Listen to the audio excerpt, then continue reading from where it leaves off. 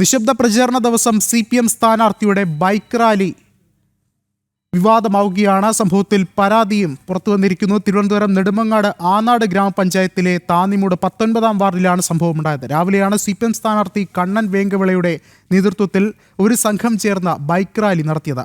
ഇത് ഇലക്ഷൻ ചട്ടലംഘനമാണെന്നും ഇതിനെതിരെ നടപടിയെടുക്കണമെന്നും ആവശ്യപ്പെട്ട് BJP നെടുമങ്ങാട് SHOയ്ക്ക് പരാതി നൽകി.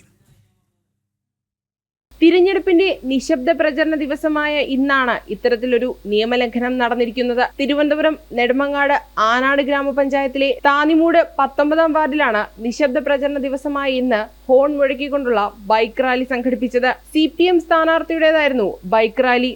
ഇന്ന് രാവിലെ 9:30ഓടെയാണ് CPM സ്ഥാനാർത്ഥി കണ്ണൻ വേങ്കവിളയുടെ നേതൃത്വത്തിൽ ബൈക്ക് റാലി നടന്നത്. CPM സ്ഥാനാർത്ഥി പരാജയഭീതി മൂലമാണ് ഇത്തരത്തിലൊരു ചട്ടലംഘനം നടത്തിയതെന്നും ഇതിനെതിരെ തിരഞ്ഞെടുപ്പ് കമ്മീഷൻ നടപടി സ്വീകരിക്കണമെന്നും താന്നിമൂട് വാർഡിലെ BJP സ്ഥാനാർത്ഥി NK കൃഷ്ണ പറഞ്ഞു. തിരുവനന്തപുരം ജില്ലയിലെ നെടുമങ്ങാട് താലൂക്കിലെ ആനാട് ഗ്രാമപഞ്ചായത്തിലെ 19-ാം വാർഡായ താന്നിമൂട്ടിൽ ഇന്നലെ ഇലക്ഷൻ പ്രചരണം അവസാനിച്ചിരിക്കെ 8-ാം തീയതിയായ ഇന്ന് രാവിലെ ഏകദേശം 15ഓളം ബൈക്കുകൾ ഉപയോഗിച്ച് ഹോൺ മുഴക്കിക്കൊണ്ട് കൊടിതോരണങ്ങൾ ഉപയോഗിച്ച് CPM സ്ഥാനാർത്ഥി പ്രചരണം നടത്തുകയുണ്ടായി.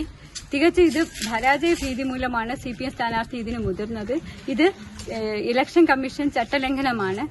അതുകൊണ്ട് തിരഞ്ഞെടുപ്പ് കമ്മീഷൻ ഇതിന് വേണ്ട നടപടികൾ സ്വീകരിക്കണമെന്ന് അഭ്യർത്ഥിക്കുന്നു. നിശബ്ദ പ്രചരണം ആരംഭിച്ച ശേഷം യാതൊരു രാഷ്ട്രീയ പ്രവർത്തനങ്ങളും പ്രകടനങ്ങളും നടത്താൻ പാടില്ല എന്ന് തിരഞ്ഞെടുപ്പ് കമ്മീഷന്റെ നിർദ്ദേശങ്ങൾ ലംഘിച്ചുകൊണ്ടാണ് റാലി സംഘടിപ്പിച്ചത്. റാലിയിൽ 25ഓളം ബൈക്കുകളാണ് ഹോൺ മുഴക്കി പര്യടനം നടത്തിയത്.